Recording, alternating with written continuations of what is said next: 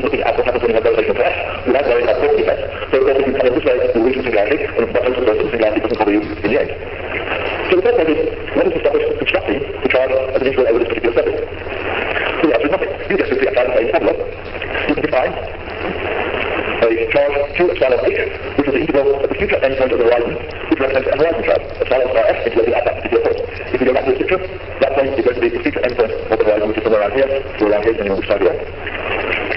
That charge you can regard as being the integral just over this blue surface here, which equals to the soft charge on the black hole. There's nothing stopping you constructing those charges simply as horizon charges. If you apply the divergence theorem again to this object here, you'll get exactly the same formula that we had before. The exterior derivative acting on epsilon gives you epsilon star.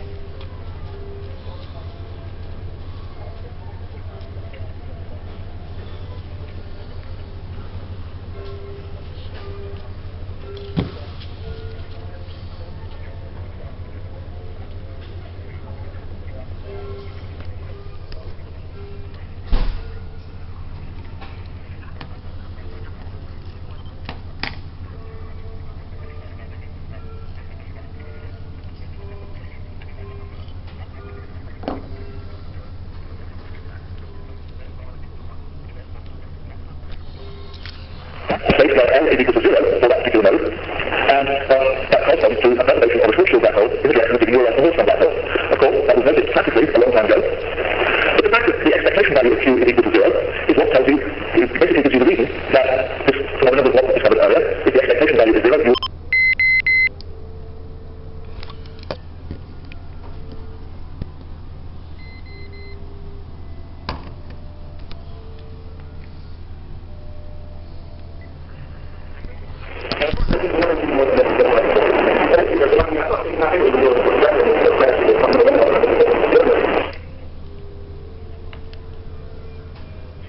inflationary is a cosmological concept, but rather to do with our kind of cosmological. Anyway.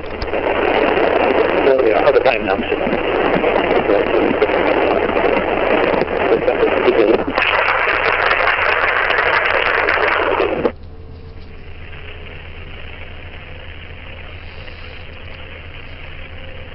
Level F term, if S is non-zero, there's a tree-level F term for the Higgs, which for the stop could be a significant contribution to the stop mass, depending on the size of this S them. So it's possible that the spectrum will be somewhat distorted also there from standard gauge mediation. As we'll see, the scales that we put in are rather high.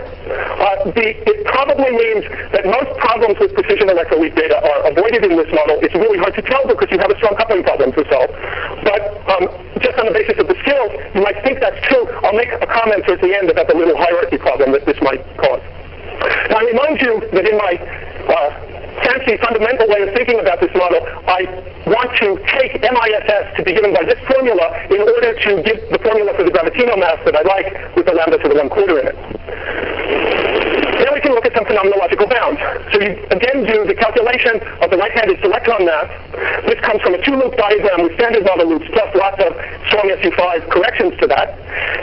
An estimate of it, which is the usual gauge-mediated estimate, multiplied by the square root of this factor of 16.5 that I had in the gaugino masses, because if you remember how gauge mediation works, squark mass squares have gaugino mass type subdiagrams in them, and so you only get that factor one time in the squark mass square, and you get the square root of it. Bound on the right-handed electron mass of around 100 GeV, if I take the MISS parameter to be 6.25 GeV. This is roughly consistent with what I would like the F term to be in order to fit in with the ideas of cosmological supersymmetry breaking. The naive estimate for the F term in cosmological supersymmetry breaking gives F of order 10 TeV squared, and if you put in MISS equals that and 10 TeV squared, then these formulas all work if I take lambda 5 to be about 1.5 TeV. So this is remember, the analog of the QCD scale, the hadrons of this new model, with the exception of the pseudo-Goldstone boson, will be heavier than that. And so this model is probably, this is the reason that I say the model is probably not a problem for precision electron leak, but again, because of strong coupling, it's hard to make precise statements about that. Now, one constraint comes from something that actually hasn't been proven yet, but everybody in the game believes. If you take the MISS parameter much larger than the scale of the strongly coupled gauge theory, it's very probable that this metastable SUSY-violating state disappears, and the whole dynamics of the model changes.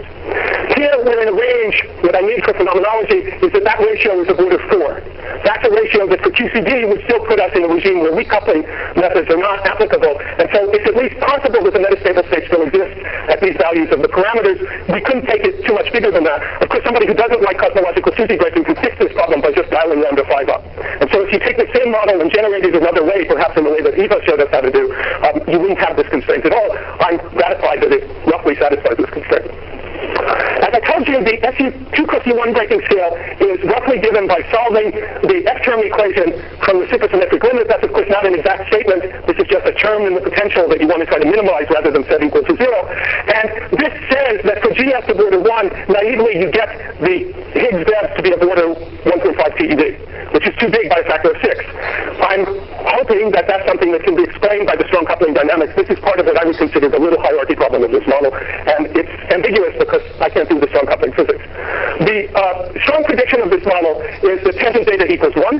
It won't be exactly 1 again, but close to 1. There are definitely no problems with flavor-changing neutral currents, because if you look at the Lagrangian of the model, the only things that violate the symmetry between flavors are the standard quark and lepton Yukawa couplings.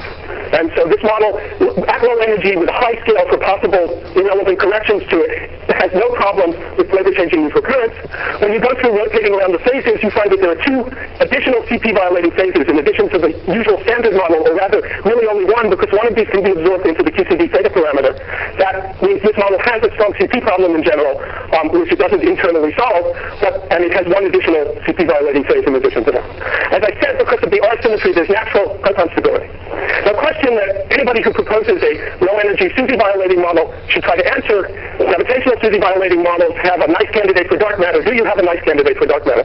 Well, the only thing internal to this model is this pseudo-Goldstone boson. And you can make this pseudo-Goldstone boson be the dark matter, invoking a rather new mechanism, which is kind of like axion dark matter, but instead what you do is you assume that the pentabaryon number, this accidental symmetry, has an asymmetry generated in it in the very early universe, in the same way we often assume there's an asymmetry generated for ordinary baryon number. That gives rather different initial conditions for the pseudo-Goldstone boson. It's whipping around within a circle rather than slowly moving.